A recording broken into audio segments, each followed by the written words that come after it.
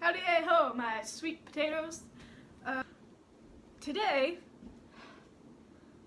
last night actually, I spent a lot of time searching up 40-something words that have been like forgotten, that are like slang, you know? If you're on my Instagram, that's what that was for, that poll. So today I'm going to tell you about the words that I found. And let me just say before we start, the amount of times I read the word daddy or something that referred to the word daddy throughout the decades kind of scares me.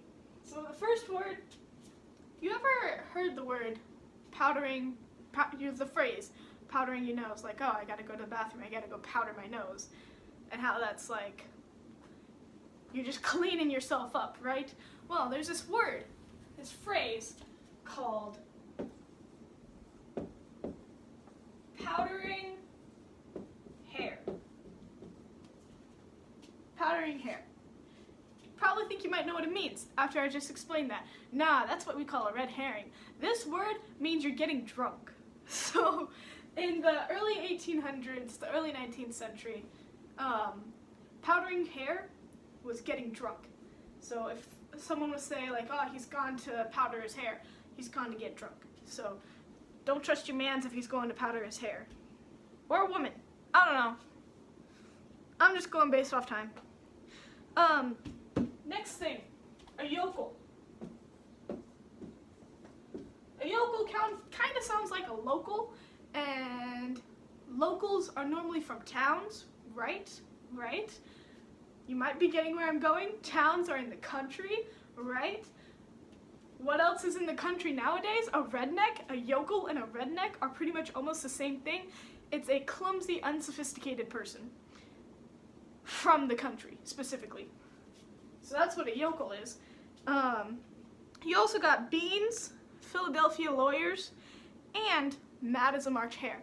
Those are the top 5 things that I could find in the 1800s to the 1810s, in that little decade.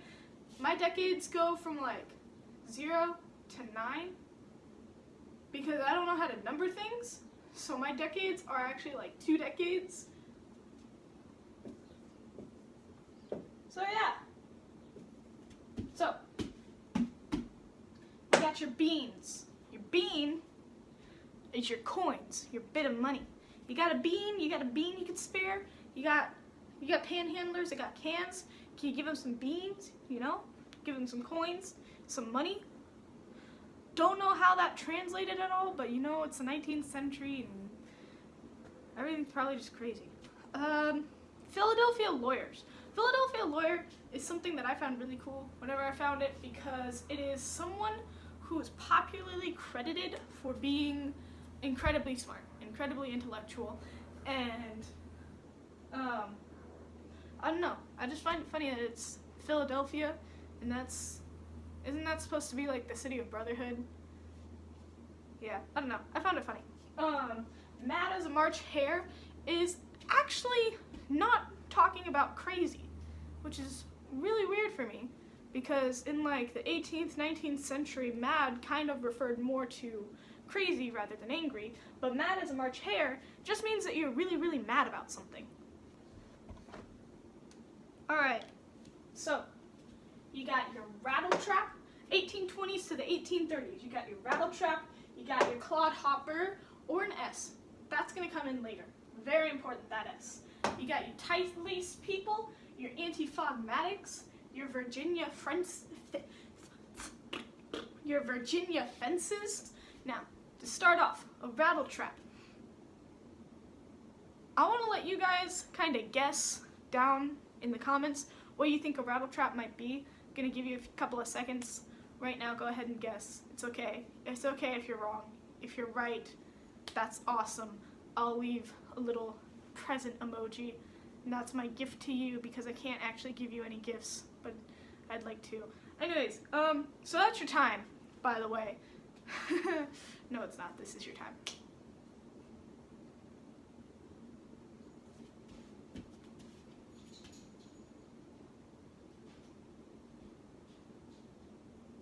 Okay, a rattle trap, if you guessed, was a broken down old car.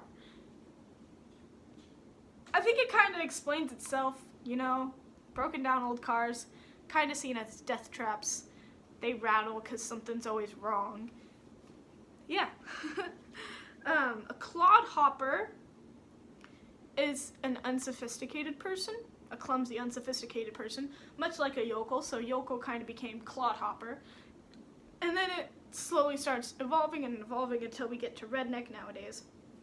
Or at least redneck in like some later times, later decades. But a clodhoppers is heavy, coarse work shoes. So, two different things, however, exact same. I can't remember what the word is for that, but there's a specific word for whenever something is spelled the same but has two different meanings. Don't know. Tight-laced. Tight-laced means you are priggish and tense. So it's kind of like an 1820s, 1830s version of prude. But you could also say it about men. Because they did have the word prude, I think. I can't remember if they did or not. But tight-laced, as an example, is, man, nah, he's too tight-laced to go to the bar. I don't know what they call the bar. I don't know. You think I searched that up? No. All these other words that I had to learn, like anti-fogmatic. You want to know what I thought anti-fogmatic was? I thought it was a machine that took away fog at first. And it's very much not. An anti-fogmatic is raw rum or whiskey. So, I mean, I guess it's kind of taken away the fog of clarity. But that's a bit of a stretch. A Virginia fence ties in to anti-fogmatic because if you got rum, if you got whiskey, and it's raw, you're probably going to get drunk really quick. And a Virginia fence is whenever you are walking in a zigzag because you're drunk. Or it's just anyone or anything that just meanders like this.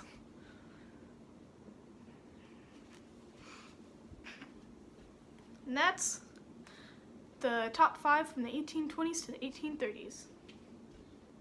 Nanty-narking. You ever had someone narking on you to get onto something? Like your mom comes in or your dad is like, hey, clean your room, and they're like narking on you to get your room clean? Yeah, no, this kind from the 1840s to the 1850s, complete opposite. So narking is usually not fun, and it's usually whenever someone is like bugging you about something, right? Except it also, narc also means like a drug cop or something like that. However, nanty-narking refers to a tavern term from the 1840s to the 1850s that means great fun or like a really great time, you know? So it's like, hey, me and the lads were gonna go to, none of my friends are that short. My friends are like,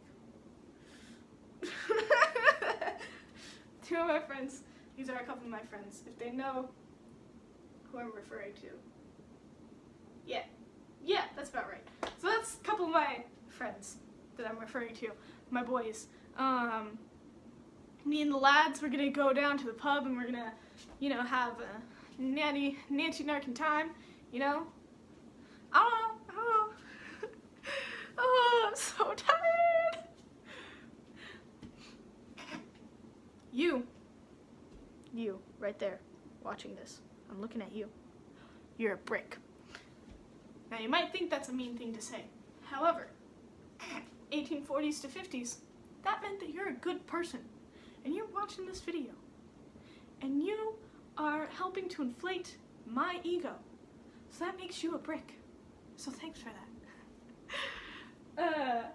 Bone or mug up, it's the same thing, just a couple different ways to say it. I personally like it a lot better than other words because it means to work or study hard. So if you're boning up to, if you gotta bone up for your chemistry test, like I had to a couple weeks back, except I didn't for my AP Chem test, If you got a bone or mug up for that, you gotta study hard. So all of you, with finals coming up, go bone up.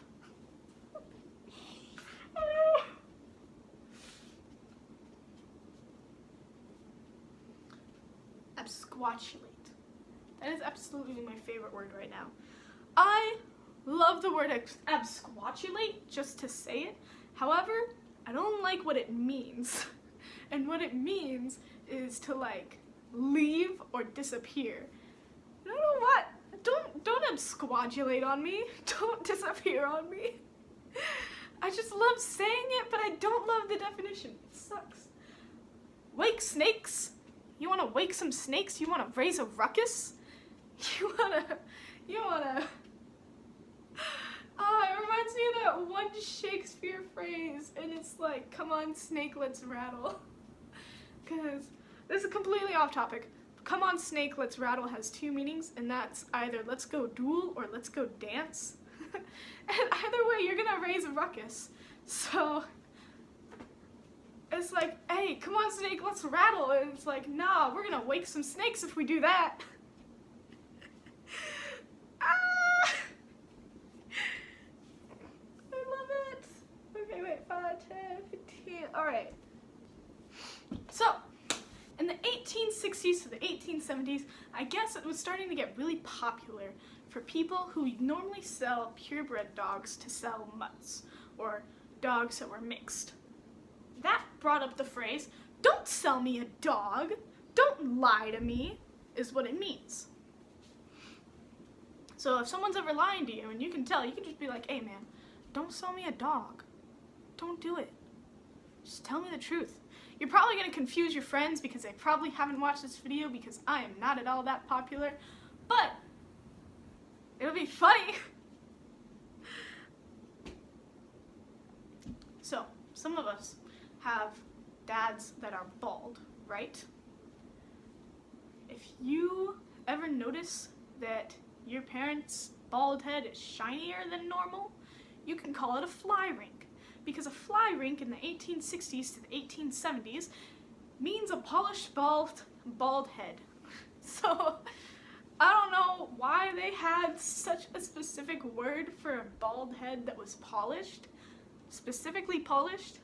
But hey, I'm not gonna judge my ancestors. If they said fly rink, I cannot physically stop them because they're dead. Where am I? The gal sneaker. So we all know about Mr. Steal Your Girl, right? Get ready for the gal sneaker. The gal sneaker. Now, whenever I first heard this, I was like, what is that? Like, you just gotta creep up on someone and sneak the gal away? And that's kind of almost exactly what it is, because it's a man that's devoted to seduction. So, I mean, in our day, if we wanted to bring this word back, we could say gal sneaker or guy sneaker because there's LGBT.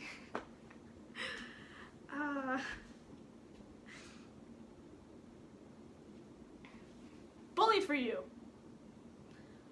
Are you having a good day? Bully for you. Oh, that sounds so aggressive. It's such an aggressive way to say good for you. And it's like, we're so sarcastic in today's society that you could just be like, hey, bully for you. Like, hey, good for you. I don't care. Or hey, you could be like, hey, bully for you, man. Bully. I'm gonna pat your shoulder. Bully for you. I'm so glad I'm alone in my room. You know? So, as this train wreck of a video is coming to an end, I'm gonna have to ride out on a rail. Something people would say in the 1860s and 70s to basically mean they're being forced to leave town. Which is what I'm gonna have to be. Okay, bye. So, that's all I had for this video today because I am running out of phone storage. So, I'm gonna go ahead, edit this, post it, and I'll come at you with a part 2 later down the line whenever I remember to record it. Okay, bye!